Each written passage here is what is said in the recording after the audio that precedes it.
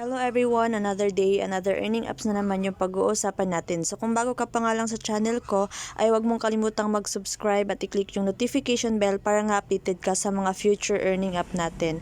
So ang pag-uusapan nating earning app for today's video guys is itong bagong release na app which is itong Crazy Food. So kaka-release lang nito kahapon guys, and as you can see, meron ako ditong 492 na green money and 89k na points. So ang minimum withdrawal dito guys is $10 and yung maximum naman is $308.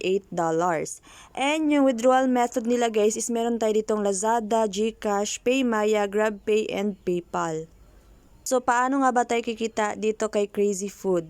So first guys is yung laro nila which is super easy lang. So try natin maglaro dito.